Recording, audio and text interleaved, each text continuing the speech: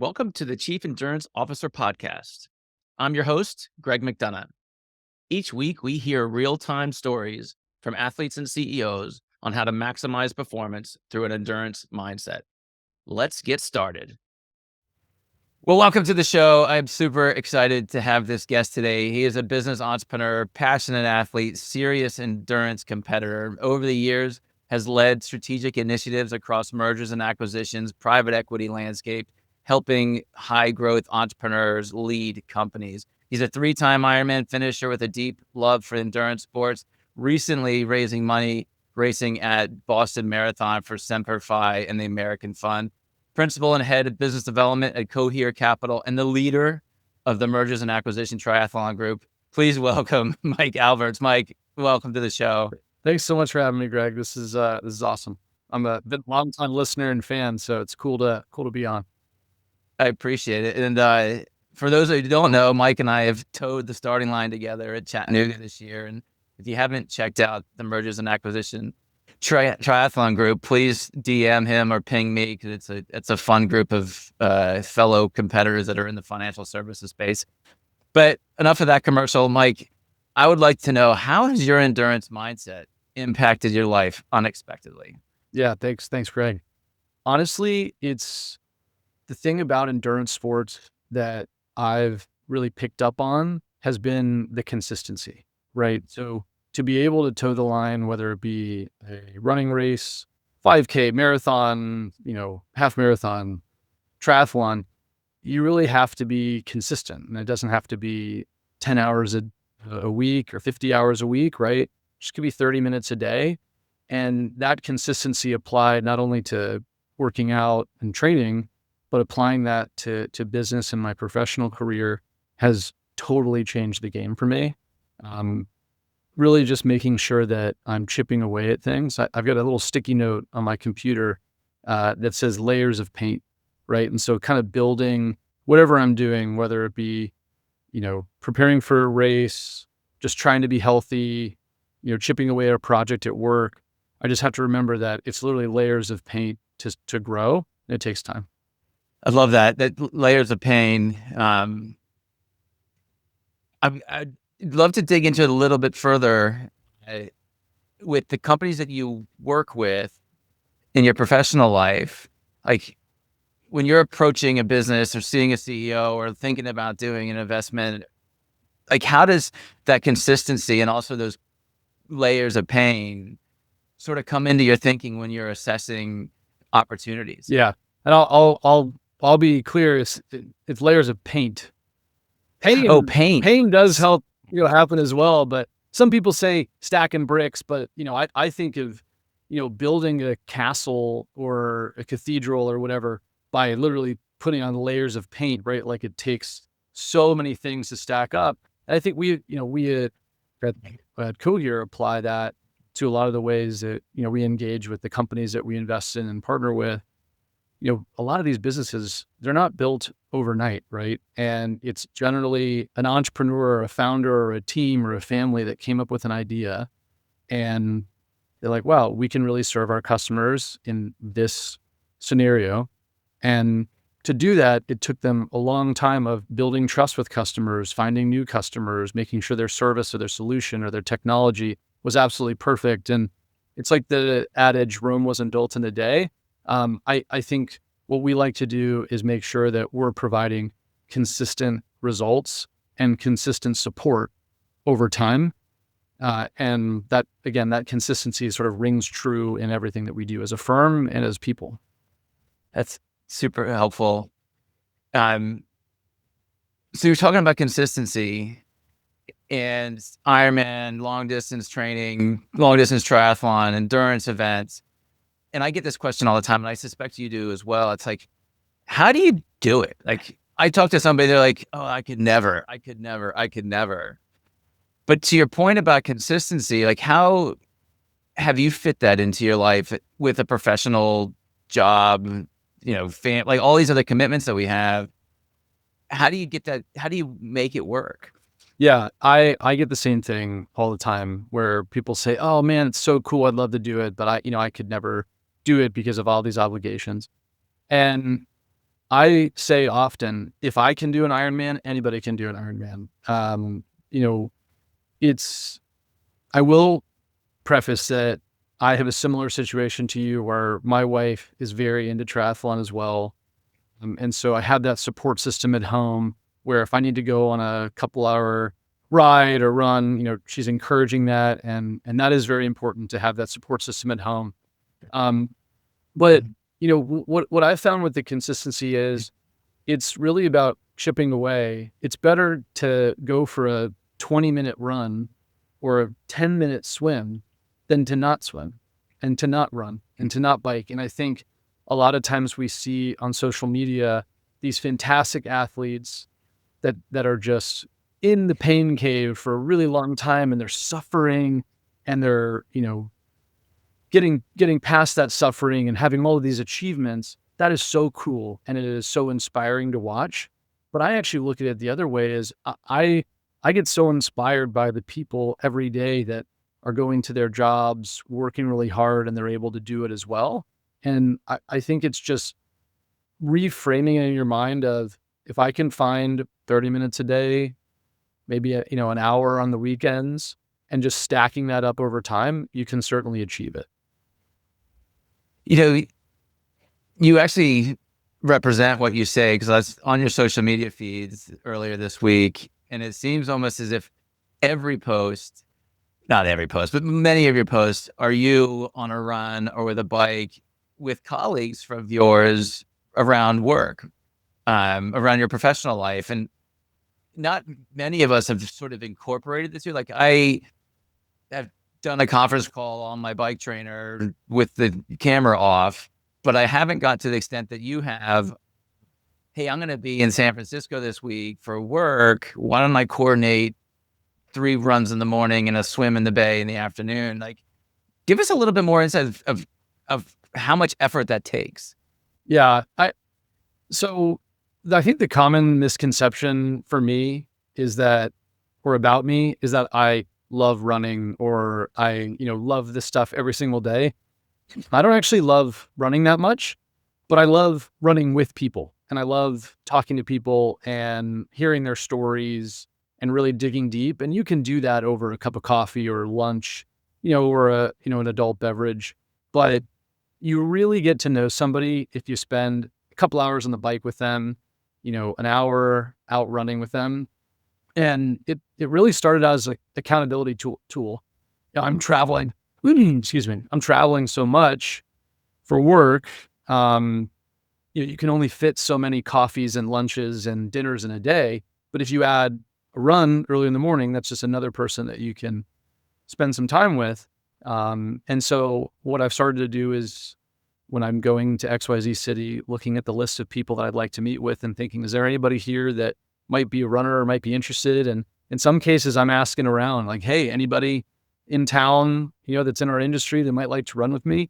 And it's really been a super fun thing for me, because I've heard so many different stories. I've met a lot of triathletes in our industry, which sort of spawned the M&A triathlon group. But yeah, it's just trying to stay consistent myself, and taking something I love, spending time with people, something that I know I'm going to feel better doing, running or biking or swimming, and just trying to put them together.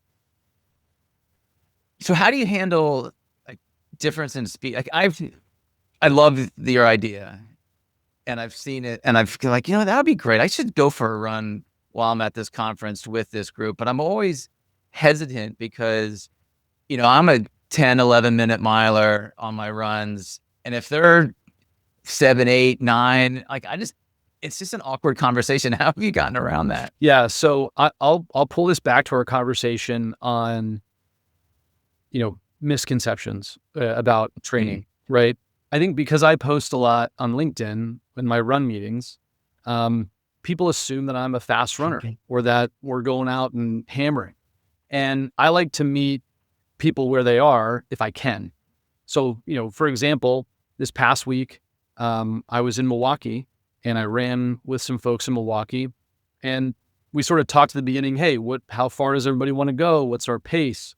And, there were a couple of guys that hadn't run in a while. So we decided to do 3-ish miles at a kind of 10:30 pace, and we walked a little bit, right? And, some of the group kept going afterwards. Some of the group stopped early, but for me, some of these run meetings and groups, it's more about the connection, and it gets me outside. And I'd rather, again, run at an 11, a 12, 13-minute pace for 20 minutes than do nothing, right? So long way of saying I like to meet people where they are. Now, in another case, I was in San Francisco a couple of weeks ago, and guy Chad, who I ran with, pretty quick guy. We went off on a pretty fast clip, and he was hoping to get 8 miles in at kind of a sub 8-minute pace. Pretty challenging for me, and I hung with him for a bit, but we walked a little bit while I could bring my heart rate down. And I found that if you're very upfront with people and say, hey, this is kind of what I'd like to do, is that going to be okay with you? Most people are fine with it. And, I've had some people say, hey, I need to do a track workout at, XYZ pace. And I say, hey, no worries. If that's what you need to do this morning, go for it. We'll do it at a different time. That's awesome. It's funny. You reminded me of a conference that I was at a few years ago, and they did an exercise every morning, and one of them was a group run, and there's 40 of us, and there's folks like me that love to exercise, and there's folks that like to sit at their desk, and it was incredible, like watching those who would just go out gangbusters for a 3-mile run, like right off the bat, and then after a half a mile, they're just like huffing and puffing and walking, and us that sort of love this endurance sport, right? We know sort of our pacing and we kind of calculate the distance and calculate the time.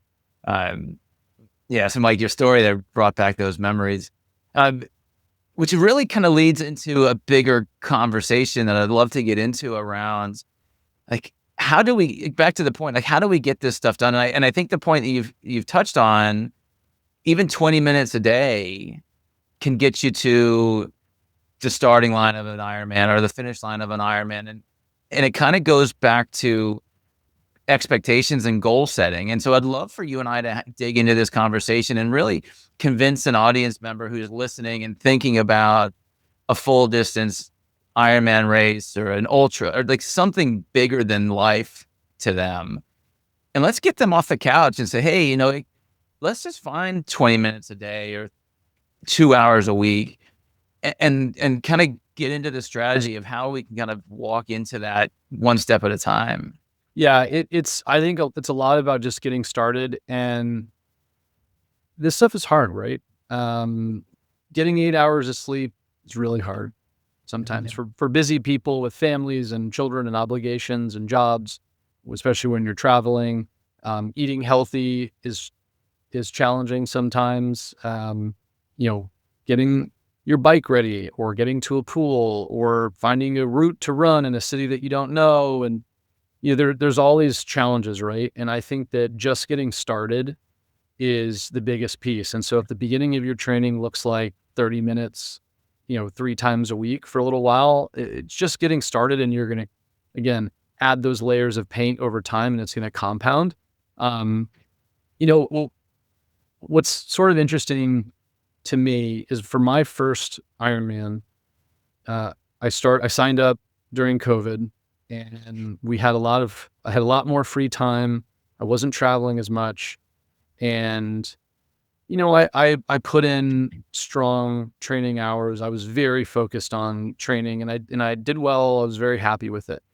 Fast forward to my last Ironman, my third one, which was last year.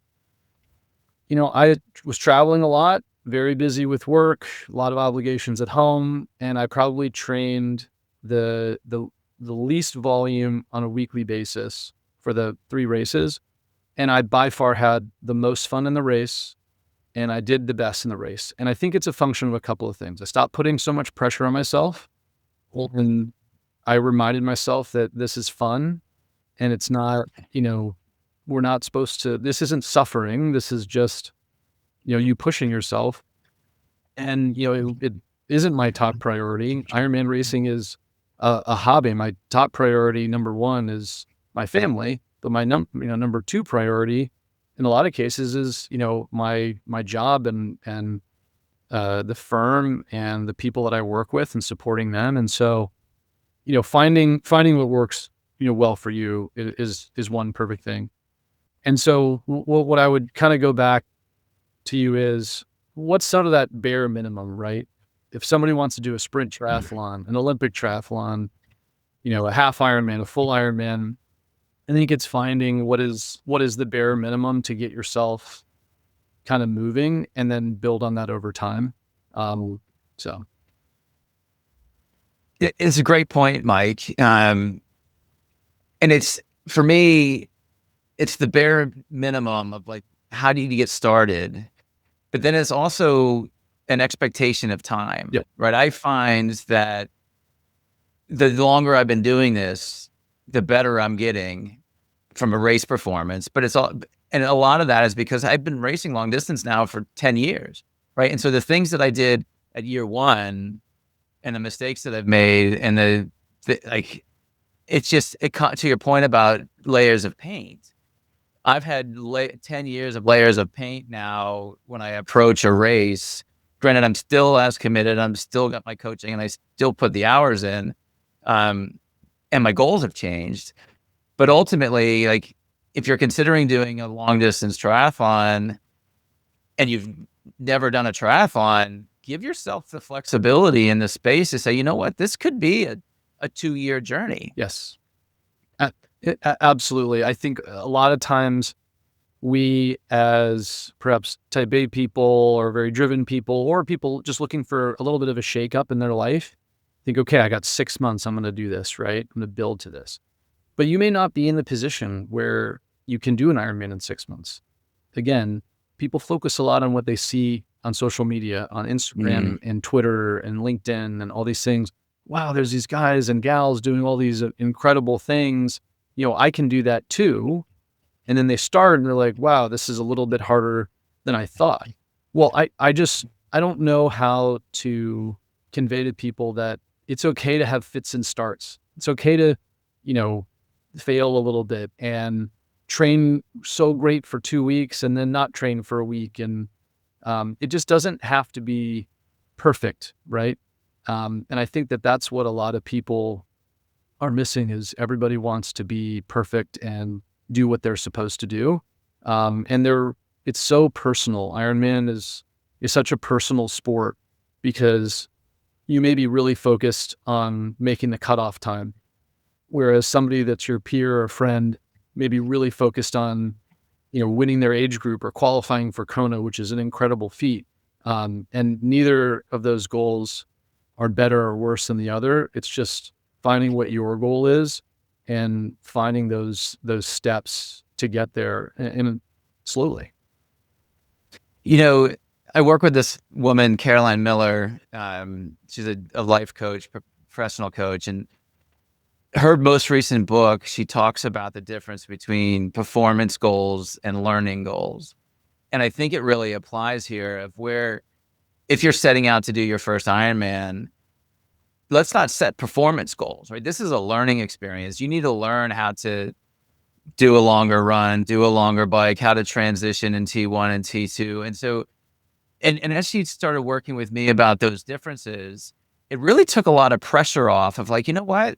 This is a learning goal. I'm learning how to go 26 miles in a run versus my 10K versus a performance goal of like, hey, Mike just did an 8-hour Ironman. Why can't I do an 8-hour? I'm fabricating a little bit, Yeah, I but definitely don't do 8-hour Ironmans, but I appreciate you saying that. yeah. So I gotta take another step back, Mike. How did you like? What was your inspiration to get into Ironman, to triathlon? Like, we all have that story of what pushed us over the edge to sign up that first race. I'm curious what yours was. Yeah. So it's somewhat of a longer story, and I'll make it as succinct as I can. But it back, when we were talking about kind of getting back into fitness, I started my career in investment banking, and then I moved into private equity, and then I moved into an operating role. And I was just working so much and so focused on that, and my health took a back seat. And one day, um, a friend and mentor of mine, passed away unexpectedly, and he's a super healthy guy, wonderful guy. And it got me in my headspace where I really need to focus more on my health, Mhm. mentally and physically. And I was out of shape. And so I joined a run club and I started running. And the first time I showed up, I couldn't keep up with the group. And there was a guy that was leading the run club that came back and walked with me and stayed with me, which is probably why I like to run with people at different paces, right? Because that was really a huge thing for me. So going to that run club and running, I was like, you know what? I can do this. I'm in this community. So I signed up for a marathon, did a couple marathons. Um, and then fast forward, COVID hit and my wife and I like to run together and we started biking together a little bit. And I just casually said, "Hey, I'd love to do an Ironman someday. I think it'd be cool." And she said, "Let's do it. Why not? Let's sign up right now." And I said, "No, I just meant at some point." And I'm just so fortunate that, my wife, who's coincidentally my best friend, is just a super, super supporter and said, "If you want to do it, let's just do it now." And we literally signed up that day. And the next morning, I woke up and I said, "Alice, neither of us really swim. Um, we got to figure that out." So we joined a pool and we started swimming and, we sort of chipped away at it and eventually did it. And so what I, what I really think the origin story of my endurance path was trying to get healthier and wanting to make a bit of a change in my personal life. But it really was the community of people, well, whether it was the people in the run club that I had joined, my wife, friends, that I, wanted to spend more time with and were encouraging. And, yeah, it's just, you know this, having been in the Ironman community, you go to these races and even if you don't know anybody, you feel like you're with people because everyone has their own story. Everyone has their own training path. Everyone has their own reason for being on that start line. And the Ironman community and the Ironman company are so good at fostering that and making you feel like you belong and encouraging you there and meeting you where you are. It's such a great point around community, because I think many of us look at triathlon, and especially Ironman, and think it's so individualized. Like, granted, you have to do the work, right, to get to the finish line. But at the end of the day, the people that open their doors or are welcoming to you or just supportive within this community is incredible. Like, talk to us a little bit more, Mike, about some of the relationships maybe that have come out of being in the community or how it's impacted your work, outside of sort of like doing run groups and things. Have you seen sort of a coming together of like-minded entrepreneurs, athletes, et cetera? Totally. I think once I started to put it out in the ether that I like endurance sports, it was like people popped up all over the place. People in the industry, whether it be, investment bankers that I talk to on a daily basis, service providers in our industry, accounting firms, law firms, and then, some of the CEOs and management teams in our companies.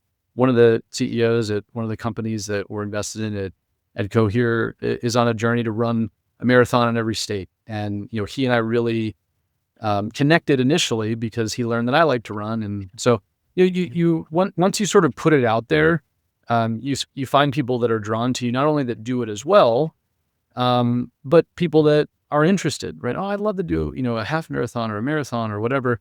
Or I want to do a 5K, And so I think it's really been a fun way to get to know people. And in our business, I think things can become quite transactional.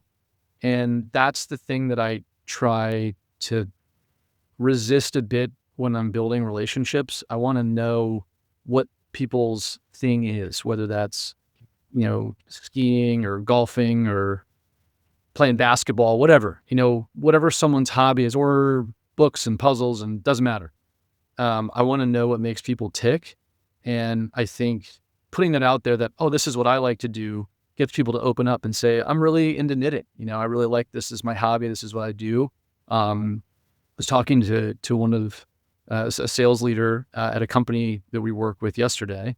And, she was saying, I really like, to talk to people and find out about their families, but I feel like it's a weird thing to talk about, in sort of like a sales environment. It's like, definitely not. You want to make sure that people know you and understand you, and there's more to you than just the bottom line. And I think that's really important in our day-to-day lives, community. So I have to ask, do you get tired talking about it? Because I was sitting with a buddy yesterday, happy hour, just having a beer, and another friend came over and he's like, "So, what's your next race? What's this? How did this go?" And I'm like, sometimes I just get tired of that's my persona, right? It's like, and I should embrace it, and I do, and I love it, and I get motivated because I know when I see them again, I'm gonna have to tell them a different story. But at some point in time, do you get tired of being that endurance guy? You know, it's a good question. I don't think so. I was at a conference earlier this week, and because of my LinkedIn posting, I think 90% of the people I saw that knew me were like, "Hey, Mike, did you go for a run this morning?" And it's kind of a fun way to start a conversation. Um, yeah, it hasn't quite become tedious to me, but I think that if people were asking, how'd your race go? And, what's your training looking like? Are you hitting those times that you wanted to? I think that might be a different Mm. story. I do sometimes maybe get that way when people are like, "Oh, what's your workout today?" And maybe I haven't had time to get that workout in, or maybe I missed that workout, right? Um, yeah, it's sort of situational, but I haven't gotten tired of it just yet. But maybe I'm too early in the sport, Greg. I doubt it. And to the ultimate point, like I love talking about it, and I'd much rather be associated with endurance training and racing versus like, hey, fill in the blank, right? Um, so, Mike, over the races you've done, the races you've seen, what's the epic story that you've got sort of tucked in that nobody knows, or only a few people? And it could be the groveling bonk on the bike, or it could be the ultimate finish on a run. Like, what's the story that kind of comes out of you and somebody's like, "Hey, tell me about X." I have I have 3 stories. I'll make them very quick. One of them is about me, and 2 of them would be more community based, if that's okay. Yeah, yeah. These just popped in my mind. So I'll start with me. I used to, before I got into endurance sports, I used to really fear the pain, moment, or the pain cave. Like once you get to that moment in your race and where it's like, this is really hard and I'm really struggling. I used to hate that. And then I was listening, I'm gonna butcher her name, but Courtney Waller, or she's one of the best ultra marathoners out there. I'm so sorry that I butchered her last name, but she's incredible and super inspirational. And I was watching a YouTube of her talking about her race, and she's like, "I welcome it. I welcome it as like an old friend, the pain, and I want to live in that as much as I can." And I was like, "Yes, that is the turning point for me, where when I'm in that race and I can't hold the wattage that I told myself I was, and I'm really pushing, I just want to live in that." And at Ironman Florida this past year, I was alone on the bike. It's a one loop bike, and there was nobody around, and I'm on my bike and my legs are tired, and I just was like, I don't want to be doing this anymore. And it was like a switch, like, no, you got to just love this and be in here. And that has really changed the game for me. And I went into the Mm. marathon that day with that mindset, and I ran the best marathon I've run, open marathon or in an Ironman, because I was just so focused on, I'm here and I'm going to live here as long as I possibly can. And that's just been such an amazing mindset change for me. Um, I What mile on the bike was that? uh 60. Okay. So, just short of halfway through. Now, coincidentally, I did get to special needs, shortly after there, and re-upped on some things. So perhaps that helped, but it was pretty early on. And That's I was awesome. just looking at my bike computer, like, I got so much time left. So that's one thing. You know, this is a little bit of a departure of what you asked, but there are two other experiences that I've had at Ironman races that have been really meaningful to me. And one, I was not racing, but I was at Ironman Florida 2 years ago, and a friend of mine was out there racing. He was having a tough day, and I borrowed a bike, and I got on the bike, and I rode next to him, and we chatted for, it was well over an hour or two, while he finished his marathon. And, you know, he's the kind of guy that would have done that for anybody. And so I was like, I wanted to do that for him. And he came up to me after the race and said, I wouldn't have been able to get through that without you, man. And I really appreciate it. And I was just like, dude, you would have done that for anybody. And I just wanted to be out there with you. And, he was having a tough time, but we just sort of chatted the whole time. And I was thinking to myself, that's what this community does. People want other people to do well. And when you're on the race course, everybody's cheering everybody else on, whether you're racing or not. And that's what makes it so special, right? And the third thing I really have to say, because I'm super proud of her, at World Champs last year, my wife was racing Nice, and she got the stomach bug the day before the race and had a really tough go out there. And on the marathon, she was, unable to skip any of the bathroom, stops, and was just having stomach issues and was really upset. And she said, I don't think I can do it, but she did. And she ran the marathon and she finished it. She came across the finish line, just having been in pain all day long. And I was just so proud of her as a husband, not, because she finished, because she started out, what she wanted to do, and she made it happen. And again, that's just another, example of people in our community that you can really push yourself to do incredible things and surprise yourself. It's very well said. And not only that, she posted about it, right? I remember seeing that on social media, and I sent you a note, and I was like, Mike, this is vulnerable. This is awesome. Like, and to the point, especially for the audience, right? Like, that's the magic, right? The magic isn't really the starting line, and it isn't really the finish line. It's the people you meet in between and the experiences you have either directly or through somebody else you're watching. Yeah. It's about, for her, which I know we haven't really touched on, she does it now full time. And it's, instead of being, embarrassed by having a really slow time or the performance, it was just about finishing and being there. And I think a lot of people, age groupers, pros, spectators, support crews, everyone can appreciate doing that. Right. And just making sure that, you don't give up, because pain's temporary and quitting is forever. So well said. Mike, an audience member wants to get in touch with you. Like, what's the best way for them to get in touch with you? Yeah. So LinkedIn's a great way. You can find me on LinkedIn or on the Cohere Capital website. My email's out there. I love meeting people and talking about triathlon or talking about business and whatever. So feel free to reach out if I can be helpful to you. Fantastic. And we'll include those in the show notes. I got to tell you your story about welcoming the pain as an old friend. And I'm staring at my bike like 20 feet from me. I'm just going to jump off this recording and go hammer away at my bike and get into that pain cave. Mike, this has been a great show. I think it's been a different style than I'm used to. Like, you and I are age groupers that have fought this fight for many years and love this sport so much. And we just want other people to sort of come into our community and experience Ironman, experience the 5K, experience health. You know that you're not alone, right? So audience members, if you got some value out of this show, please subscribe. Please follow Mike on all of his socials. Connect with us over the show.